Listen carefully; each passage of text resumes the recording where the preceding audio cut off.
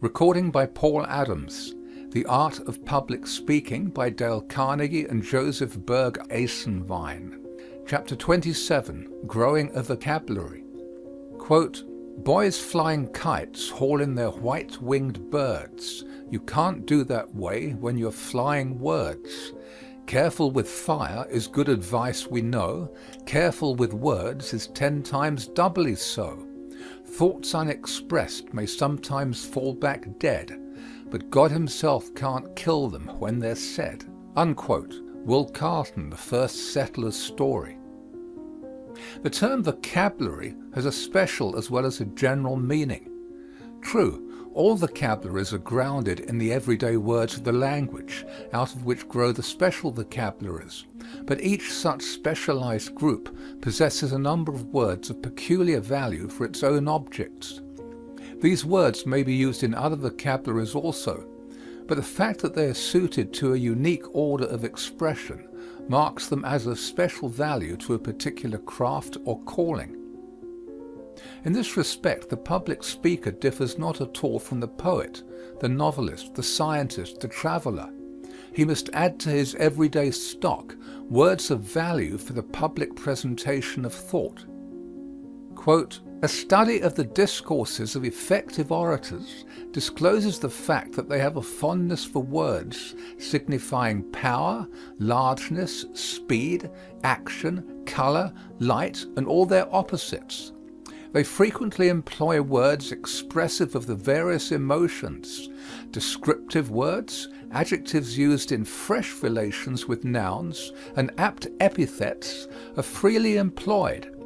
Indeed, the nature of public speech permits the use of mildly exaggerated words which, by the time they have reached the hearer's judgment, will leave only a just impression."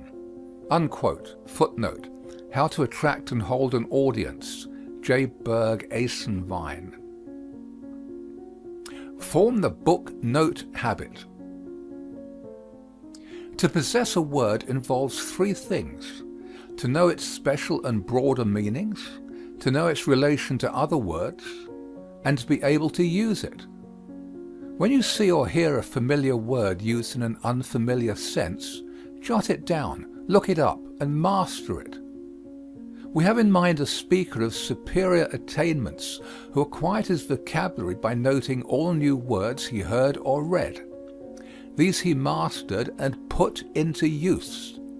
Soon his vocabulary became large, varied, and exact. Use a new word accurately 5 times, and it is yours. Professor Albert E. Hancock says, quote, "An author's vocabulary is of 2 kinds, latent and dynamic. Latent, those words he understands; dynamic, those he can readily use. Every intelligent man knows all the words he needs, but he may not have them all ready for active service. The problem of literary diction consists in turning the latent into the dynamic." Unquote. Your dynamic vocabulary is the one you must especially cultivate. In his essay on A College Magazine, in the volume Memories and Portraits, Stevenson shows how he rose from imitation to originality in the use of words. He had particular reference to the formation of his literary style, but words are the raw materials of style, and his excellent example may well be followed judiciously by the public speaker. Words in their relations are vastly more important than words considered singly. Quote, "Whenever I read a book or a passage that particularly pleased me, in which a thing was said or an effect rendered with propriety, in which there was either some conspicuous force or some happy distinction in the style, I must sit down at once and set myself to ape that quality. I was unsuccessful, and I knew it, and tried again, and was again unsuccessful, and always unsuccessful. But at least in these vain bouts I got some practice in rhythm, in harmony, in construction and coordination of parts. I have thus played the sedulous ape to Hazlitt, to Lamb, to Wordsworth, to Sir Thomas Browne, to Defoe, to Hawthorne, to Montaigne, That, like it or not, is the way to learn to write. Whether I have profited or not, that is the way. It was the way Keats learned, and there was never a finer temperament for literature than Keats. It is the great point of these imitations that there still shines beyond the student's reach his inimitable model. Let him try as he please, he is still sure of failure. And it is an old and very true saying that failure is the only high road to success. Unquote. Form the reference book habit. Do not be content with your general knowledge of a word. Press your study until you have mastered its individual shades of meaning and usage. Mere fluency is sure to become despicable, but accuracy never. The dictionary contains the crystallized usage of intellectual giants. No one who would write effectively dare despise its definitions and discriminations. Think, for example, of the different meanings of mantle, or model, or quantity. Any late edition of an unabridged dictionary is good, and is worth making sacrifices to own. Books of synonyms and antonyms, used cautiously, for there are few perfect synonyms in any language, will be found of great help. Consider the shades of meaning among such word groups as thief, peculator, defaulter, embezzler, burglar, yeggman, robber, bandit, marauder, pirate, and many more, or the distinctions among Hebrew, Jew, Israelite, and Semite. Remember that no book of synonyms is trustworthy unless used with a dictionary. A thesaurus of the English language by Dr. Francis A. March is expensive, but full and authoritative. Of smaller books of synonyms and antonyms there are plenty. Footnote: a book of synonyms and antonyms is in preparation for this series, The Writer's Library. Study the connectives of English speech. Fernald's book on this title is a mine of gems. Unsuspected pitfalls lie in the loose use of and, or, for, while, and a score of tricky little connectives. Word derivations are rich in suggestiveness. Our English owes so much to foreign tongues and has changed so much with the centuries that whole addresses may grow out of a single root idea hidden away in an ancient word origin. Translation, also, is excellent exercise in word mastery and consorts well with the study of derivations. Phrase books that show the origins of familiar expressions will surprise most of us by showing how carelessly everyday speech is used. Brewer's A Dictionary of Phrase and Fable, Edwards' Word, Facts and Phrases, and Thornton's An American Glossary are all good, the last an expensive work in 3 volumes. A prefix or a suffix may essentially change the force of the stem, as in masterful and masterly, contemptible and contemptuous, envious and enviable. Thus, to study words in groups according to their stems, prefixes and suffixes is to gain a mastery over their shades of meaning and introduce us to other related words. Do not favor one set or kind of words more than another. Quote, 60 years and more ago, Lord Brougham, addressing the students of the University of Glasgow, laid down the rule that the native Anglo-Saxon part of our vocabulary was to be favoured at the expense of that other part, which has come from the Latin and Greek. The rule was an impossible one, and Lord Brougham himself never tried seriously to observe it. Nor, in truth, has any great writer made the attempt. Not only is our language highly composite, but the component words have, in De Quincey's phrase, happily coalesced. It is easy to jest at words in osity and ation as dictionary words and the like. But even Lord Brougham would have found it difficult to dispense with pomposity and imagination. Unquote. Footnote, Composition and Rhetoric, J.M. Hart. The short, vigorous Anglo-Saxon will always be preferred for passages of special thrust and force, just as the Latin will continue to furnish us with flowing and smooth expressions. To mingle all sorts, however, will give variety, and that is most to be desired. Discuss words with those who know them. Since the language of the platform follows closely the diction of everyday speech, many useful words may be acquired in conversation with cultivated men, and when such discussion takes the form of disputation as to the meanings and usages of words, it will prove doubly valuable. The development of word power marches with the growth of individuality.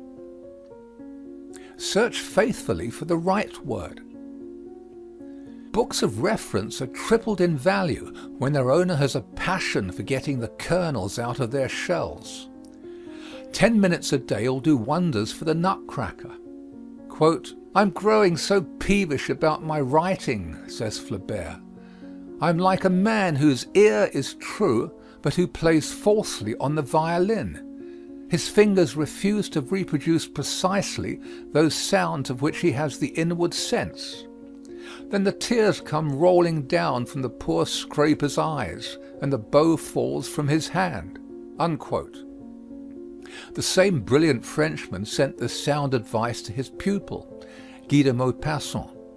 Quote, "Whatever may be the thing which one wishes to say, there is but one word for expressing it, only one verb to animate it, only one adjective to qualify it. It is essential to search for this word, for this verb, for this adjective, until they are discovered, and to be satisfied with nothing else." Unquote. Walter Savage Landor once wrote, quote, "I hate false words, and seek with care, difficulty, and moroseness those that fit the thing." Unquote. So did Sentimental Tommy, as related by James M. Barrie in his novel bearing his hero's name as a title. No wonder T. Sanders became an author and a lion. Tommy, with another lad, is writing an essay on "A Day in Church" in competition for a university scholarship. He gets on finely until he pauses for lack of a word. For nearly an hour he searches for this elusive thing, until suddenly he is told that the allotted time is up, and he is lost. Barrie may tell the rest. Quote, "Essay! It was no more an essay than a twig is a tree, for the gowk had stuck in the middle of his second page. Yes, stuck is the right expression, as his chagrined teacher had to admit when the boy was cross-examined. He had not been up to some of his tricks, he had stuck, and his explanations, as you will admit, merely emphasized his incapacity. He had brought himself to public scorn for lack of a word." "What word?" they asked testily. But even now he could not tell.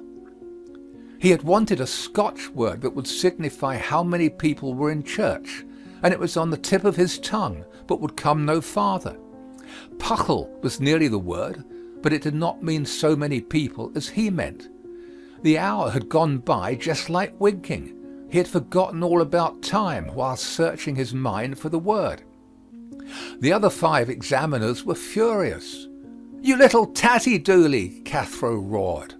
"Were there not a dozen words to wile from if you had an ill will to Puckle? What ailed you at Manzy?" Or, "I thought of Manzy," replied Tommy woefully, for he was ashamed of himself.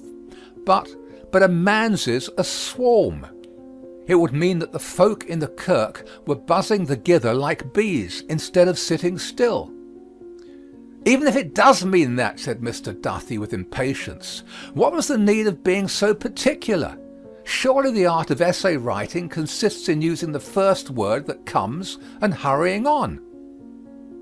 "That's how I did," said the proud McLaughlin, Tommy's second competitor.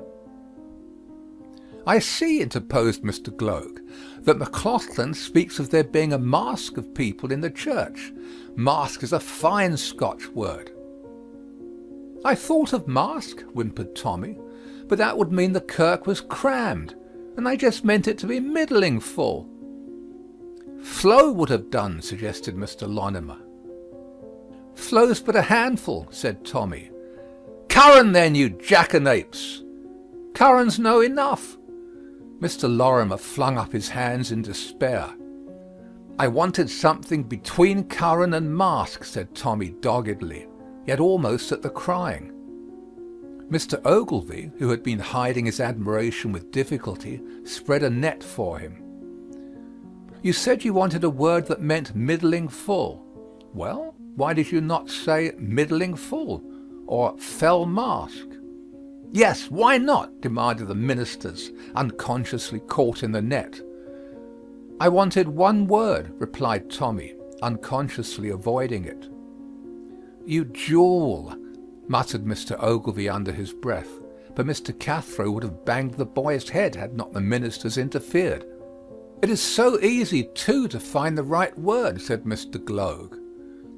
It's difficult as to hit a squirrel, cried Tommy, and again Mr. Ogilvy nodded approval.